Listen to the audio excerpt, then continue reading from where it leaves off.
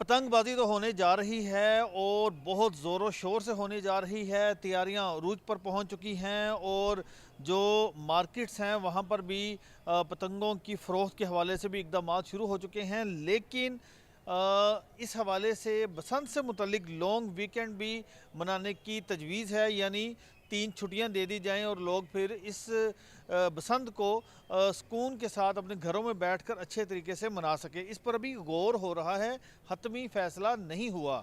لیکن ایک چیز یہاں پر اور بھی ہے کہ بسنت کا جو کائٹ فلائنگ ایکٹ ہے وہ لاہور ہائی کورٹ میں بھی چیلنج ہوا ہے، جس میں اہم نکات اٹھائے گئے ہیں درخواست میں، اور ساری وہ ہسٹری بیان کی گئی ہے کہ ماضی میں کیوں بسنت پر پابندی لگی، کیوں سپریم کورٹ کو مداخلت کرنا پڑی.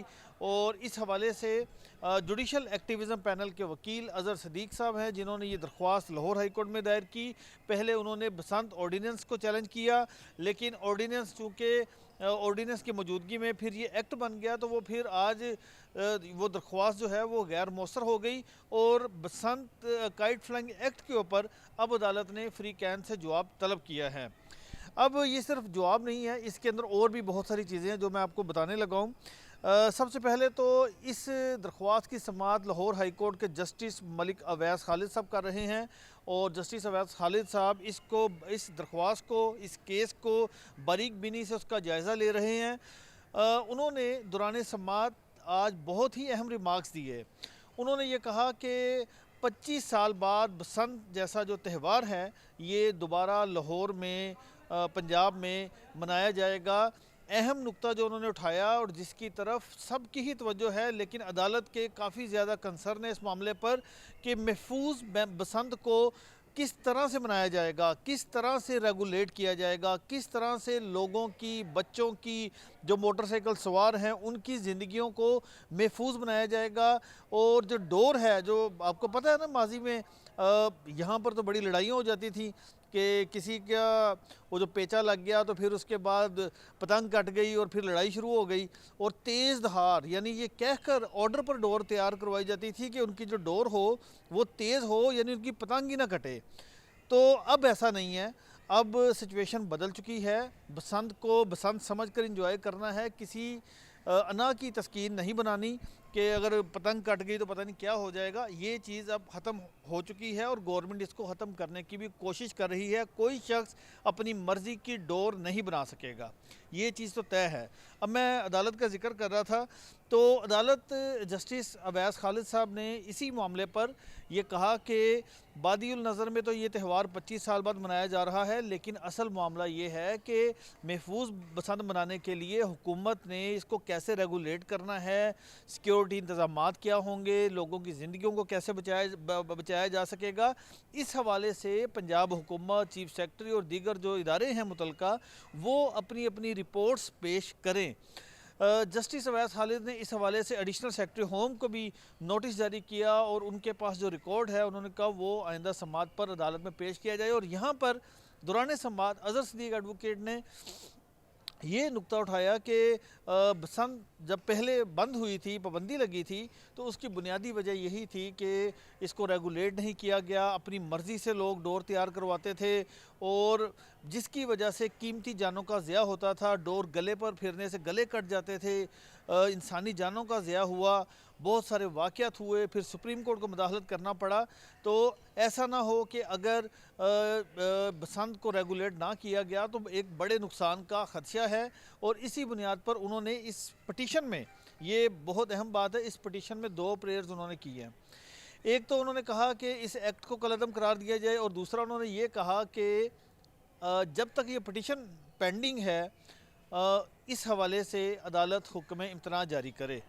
تو جسٹس اویس خالد صاحب نے یہ تو بات، جو دوسری پریئر میں نے آپ کے سامنے رکھی نا کہ حکم امتناع جاری کرے، انہوں نے کہا کہ یہ ایسا نہیں ہوگا. پہلے فری کین کا نوٹس سنیں گے، فری کین کی بات سنیں گے، ان کی رپورٹس آئیں گی، دین عدالت اس کے اوپر کوئی آرڈر پاس کرے گی. لیکن ایسا نہیں ہوگا کہ اظہر صاحب آپ کا موقف سنیں اور عدالت حکم امتناعی جاری کر دے، ایسا نہیں ہوگا۔ یہ ایکٹ ہے، پارلیمان نے پاس کیا ہے، عدالت اس کی وجوہات دیکھے گی، پھر عدالت آگے چلے گی۔ اب کیا ہوا کہ جسٹس اویس خالد صاحب نے کہا کہ ہم یہ کر سکتے ہیں کہ ہم پہلے حکومت سے، اداروں سے رپورٹس منگوا لیتے ہیں کہ انہوں نے محفوظ بسنت منانے کے لیے کیا اقدامات کر رکھے ہیں۔ ٹھیک ہے، آپ کو میں تھوڑا سا بسنت کے حوالے سے بھی بتا دوں کہ جب بسنت منائی جاتی تھی تو بہت زبردست تیاریاں کی جاتی تھی، کھانے پکائے جاتے تھے، بڑی بڑی جو پلازے ہیں ان کی چھتوں کو بک کیا جاتا تھا، تو کافی میوزیکل پروگرام بھی ہوتے تھے، تو اس کو بڑے جوش و جذبے کے ساتھ منایا جاتا تھا۔ لیکن اس وقت بسنت کو ریگولیٹ نہیں کیا گیا۔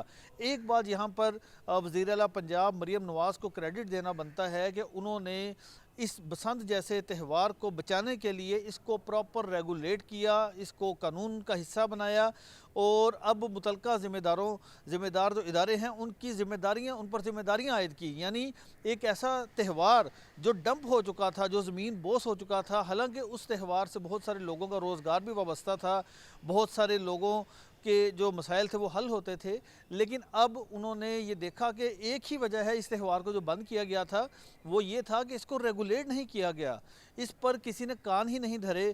یہ ہوا کہ جب انسانی جانوں کا ضیاع شروع ہوا تو پھر حکومت نے بجائے ریگولیٹ کرنے کے اس کو مکمل طور پر بند کر دیا۔ لیکن وزیر اعلیٰ پنجاب مریم نواز نے کہا کہ اس کو ریگولیٹ کریں گے، اس پر مکمل طور پر عمل درآمد ہوگا، تہوار کو تہوار کی نظر سے ہی دیکھا جائے، اس کو انا کی تسکین نہ بنایا جائے کہ گڈی کٹ گئی تو جناب تماشے لگا دیں، لڑائی جھگڑے شروع کر دیں، ایسا نہیں ہوگا۔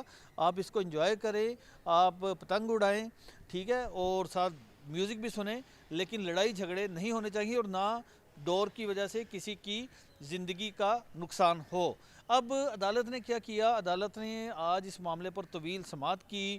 آج پنجاب حکومت کے وکیل بھی عدالت میں موجود تھے، تو جسٹس اویس خالد صاحب نے کہا کہ سب سے پہلے جو ابھی تک حکومت نے بسنت کو ریگولیٹ کرنے کے لیے اقدامات اٹھائے ہیں کہ موٹر سائیکل سواروں کو کس طرح سے آپ نے سڑکوں پر آنے دینا ہے، کیا ان کے لیے حفاظتی انتظامات کیے گئے ہیں، قیمتی جانوں کا ضیاع نہ ہو، حادثات نہ ہوں، تو اس حوالے سے اور یہ بھی بتایا جائے کہ بسنت کہاں کہاں منائی جائے گی، یہ بھی انہوں نے کہا کہ مکمل تفصیلی رپورٹ آئندہ سماعت پر لے کر آئیں، اس کے بعد ہی عدالت اس نتیجے پر پہنچے گی کہ عدالت اس پر کیا فیصلہ کرتی ہے۔